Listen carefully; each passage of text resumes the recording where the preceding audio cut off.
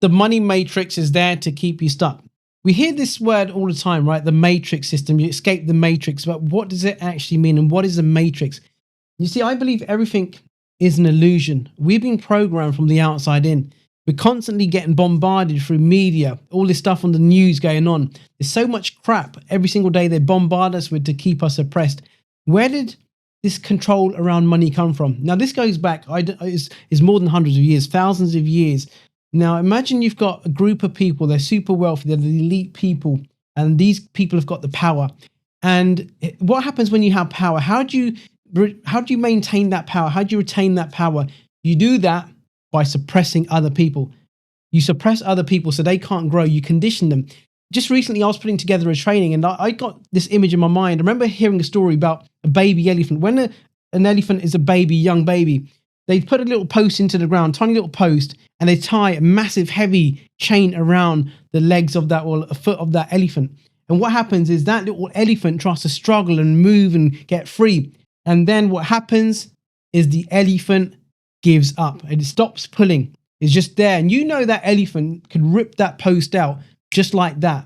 But it doesn't, because its brain has been conditioned, okay, unconsciously, that it can't escape that. And it becomes suppressed. And then when the elephant's older, what do? They go put a rope around that same foot of that elephant, the ankle or whatever you want to call it, to the same little crappy post. And you look at the elephant and you think, you can escape. You know, like you can just rip that out, but it won't even try. This happens with us. The education system, right? I'm not against education. Don't get me wrong. If you're a teacher, don't go hating on me. But the educational system is designed in a certain way. They teach you nonsense like algebra. When was the last time you ever used algebra? There's so much crap out there that we get bombarded with that is not really useful in the real life situation. When you're older, people go to university, get degrees, study economics, and yet they still can't surpass a certain level of income. And why do we get taught it's wrong to talk about money? Whose idea was that? Money is a heavenly idea, it's a godly idea, it's a spiritual idea. We need money for everything, but why have we been taught that money is the root of all evil? People won't even talk about money. You get into a relationship, the husband, wife, partner does not want to talk about money. You can't talk about money with your parents. You can't talk about money with your peers. What were you taught around earning money? Well, you taught about don't be greedy, be happy with what you got. So what's that supposed to do to you? Suppress you, right? Suppress you from all angles. We're constantly suppressed. It's wrong to want more things. It's wrong if you want to go into a designer store like Louis Vuitton, Dior, Chanel, whatever. It's so wrong to want to go buy a pair of shoes for like $3,000. That's ridiculous. Why do you want to go spend money on shoes that are going to cost you $3,000? People think you're crazy. What's wrong with that?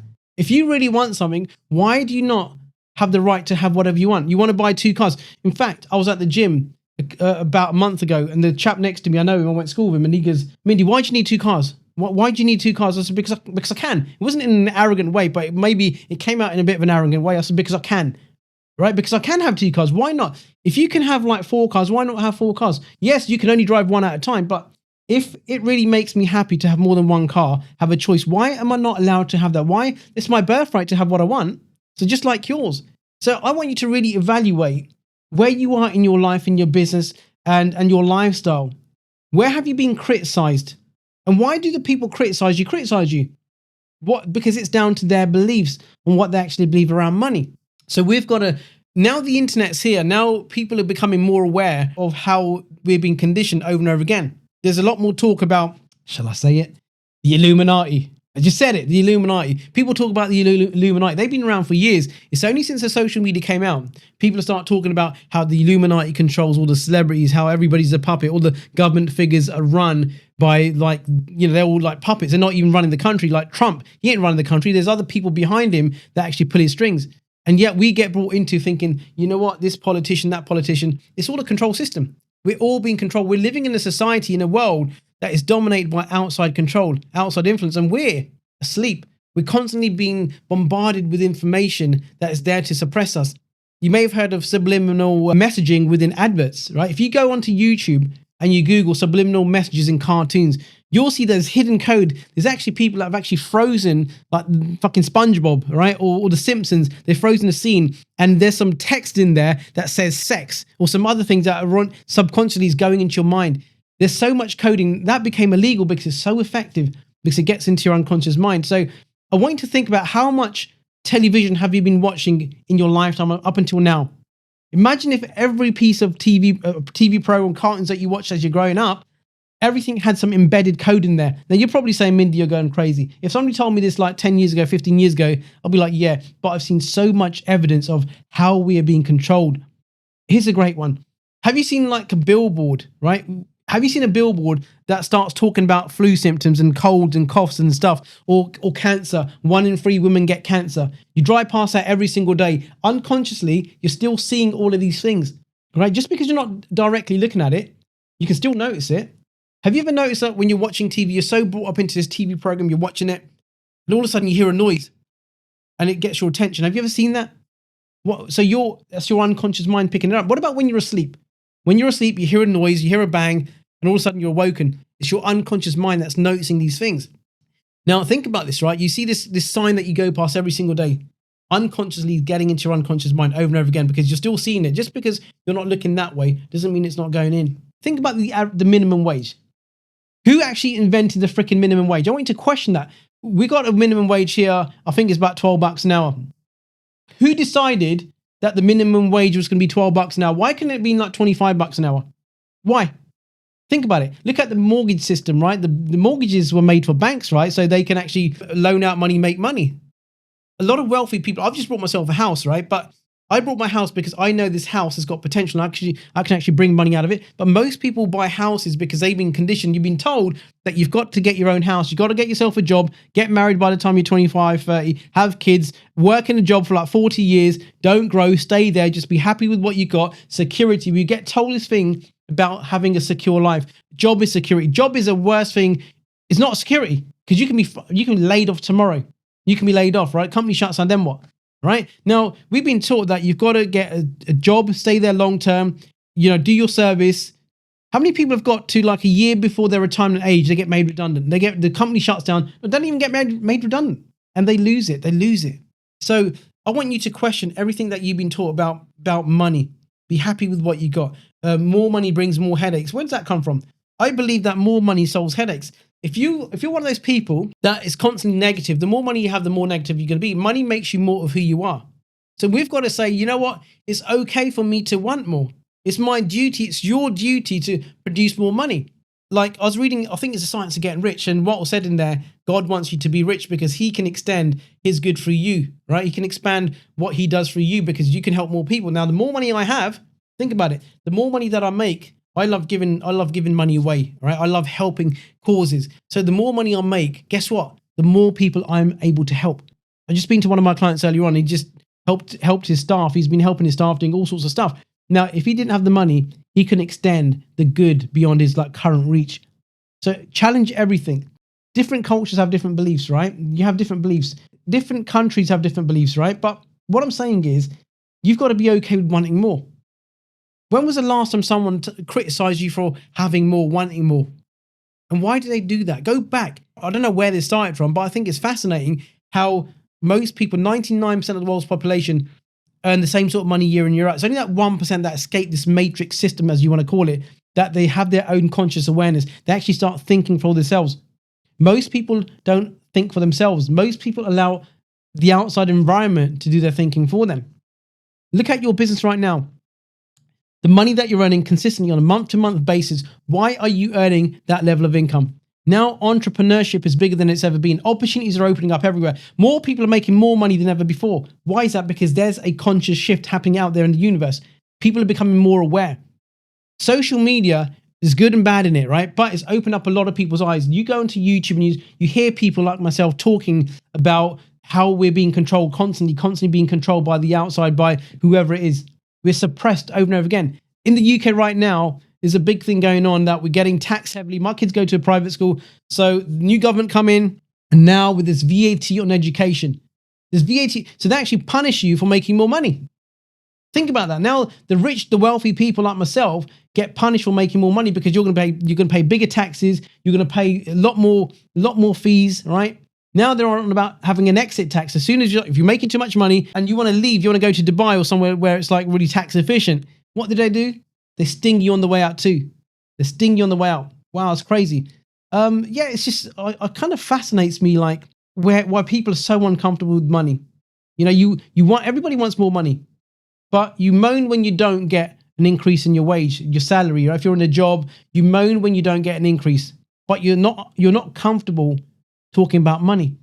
It's like contradicting, right, yourself. Like you think money's good, but money's bad. Money's not everything. Okay, why don't you work for half the amount?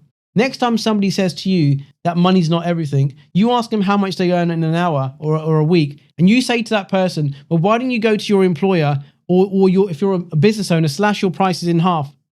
What will they say to you?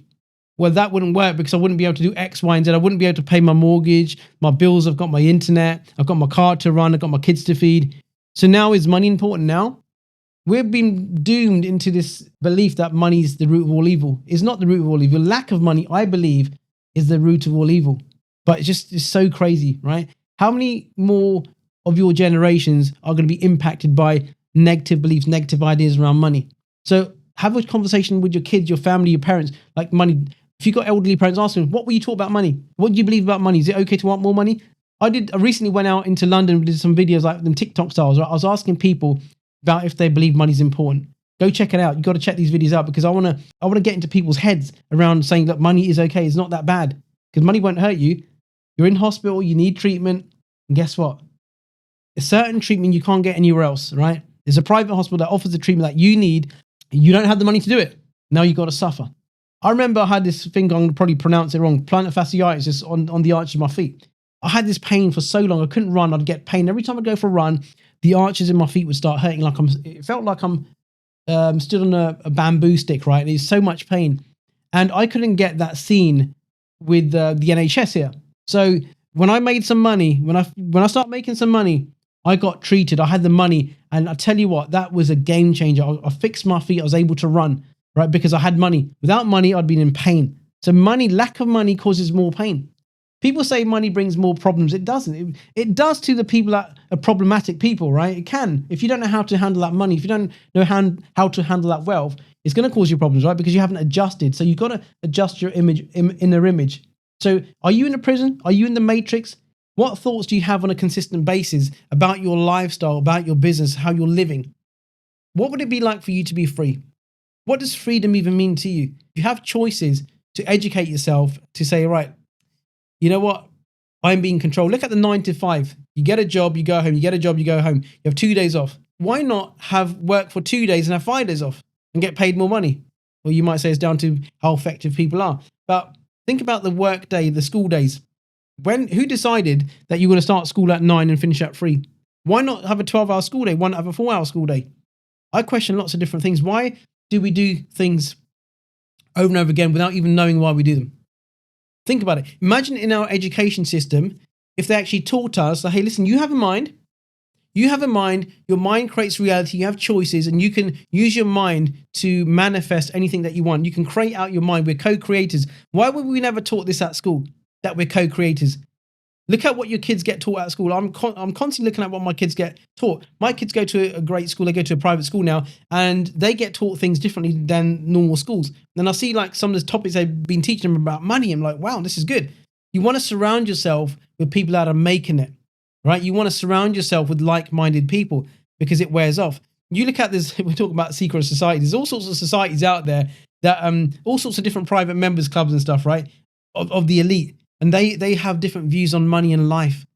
If you look at someone who's maybe a billionaire or multi-billionaire, you look at that person's views about life, success, everyday being is totally different. Their concept of life, their concept of self is totally different. You see someone on two different ends of the scale. You see someone that lives in social housing. It's been generational. Their parents were in social housing.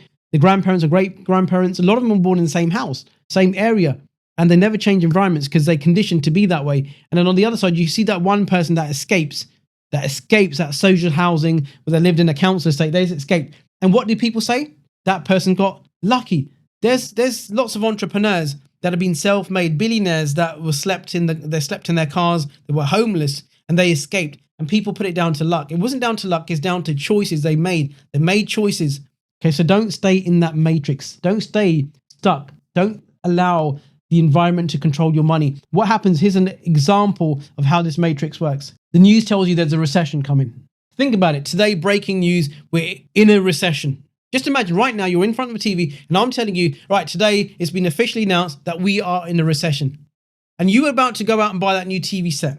You're about to go out and buy that new car. You're about to go out and buy a new carpet for your house. You're about to go out and do something. What's the first thing you're going to do?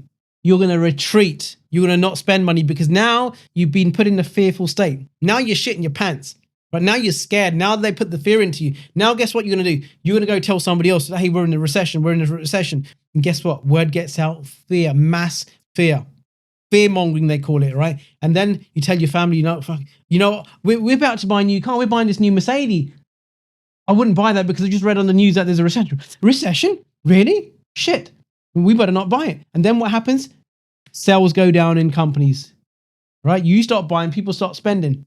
Mass control. They don't want you to be free, right? They don't want you to be free. The moment you're free, that's when you escape. That's when you have your own power. And then you're no longer controllable. That's when you step out, right? So I hope you found this podcast valuable. Remember, there is a system. Don't be a part of it.